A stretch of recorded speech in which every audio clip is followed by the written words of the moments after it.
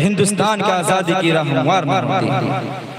محترم سامعین، علماء دیوبند نے ایسے وقت میں صدائے آزادی بلند کی جبکہ کسی بھی شخص میں انگریزوں کے خلاف زبان کھولنے کی ہمت نہ تھی۔ غلامی اہل ہند کا مقدر بن چکی تھی۔ لوگ غلامی لیے اپنے گردنوں کو انگریزوں کے سامنے جھکائے ہوئے تھے۔ انگریز ہندوستانیوں کو لوٹ رہا تھا، ان کو برباد کر رہا تھا، ان کے جائیداد مال و دولت چھین رہا تھا، ان کو برباد کر رہا تھا۔ ایسے نازک وقت میں علماء دیوبند آگے بڑھے، انہوں نے قوم کو دلاسا دلایا، قوم کو جھنجھوڑا، بیدار کیا، اسے جگایا اور ان کے سینوں میں آزادی کی آگ روشن کر دی اور مسلمانوں کو ایک سیسا پلائی کی دیوار بنا دیا۔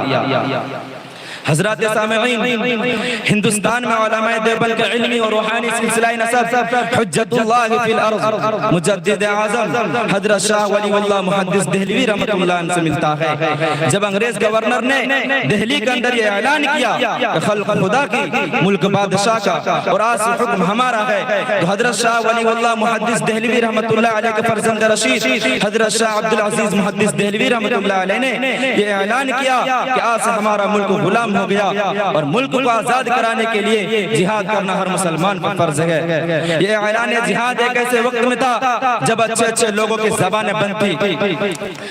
انگریزوں کے خلاف یہ سب سے پہلا اعلان جہاد تھا۔ فرزندان ملت اسلامیہ شاہ عبدالعزیز محدث دہلوی رحمۃ اللہ علیہ کے فتویٰ اور اعلان جہاد کے بعد قوم کے رہنما سرگرم ہو گئے۔ علماء میدان کارزار میں کود پڑے، کارواں بنتا گیا اور آگے بڑھتا گیا۔ مجاہدین کی جماعت تیار ہو گئی۔ جاباز مجاہدین کی اس مختصر سے جماعت نے انگریزوں کے دن میں تارے دکھا دیے۔ اسلام کے سپاہی تھے، اگرچہ دیکھنے میں کم تھے، کمزور تھے، نہت تھے، مگر ان کے قلوب میں ایمانی طاقت کے حامل تھے۔ غرام قدر معزز سامعین، شاہ عبدالعزیز محدث دہلوی رحمۃ اللہ علیہ کے فتوی جہاد کے نتیجے میں ہندوستان میں انگریزوں کے خلاف چنگاریاں شعلے میں بدل گئی۔ چنانچہ سید احمد شہید رحمۃ اللہ علیہ کے زیر کمان علماء کرام اور مجاہدین اسلام کا ایک بڑا قافلہ تحریک آزادی کے لیے سرگرم سفر ہو گیا اور مجاہدین اسلام نے بالا کوٹ کی پہاڑی پر جامع شہادت نوش کر لیا۔ شاہ ولی اللہ محدث دہلوی رحمۃ اللہ علیہ، شاہ عبدالعزیز محدث دہلوی رحمۃ اللہ علیہ، سید احمد شہید رائے بریلی رحمۃ اللہ علیہ، شاہ اسماعیل شہید رحمۃ اللہ علیہ کے بعد تحریک آزادی اور جذبہ جہاد کا سلسلہ آگے بڑھا اور انہی اکابر کے وارثین، بزرگان دین اور علماء دیوبند نے تحریک آزادی کو نئی روح عطا کی اور مجاہدین اسلام کی قیادت کا پرچم ہاتھوں میں لیے علماء کرام انگریزوں کے خلاف میدان جہاد میں کود پڑے۔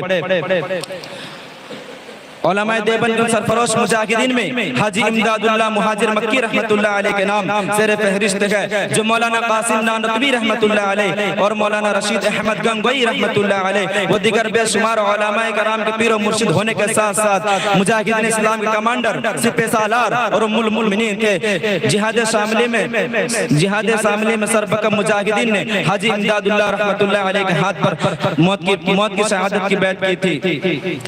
پھر شوق شہادت سے سرسار ہو کر انگریزوں سے ٹکر لی اور فتح سے ہمکنار ہوئے۔ وما علینا الا البلاغ۔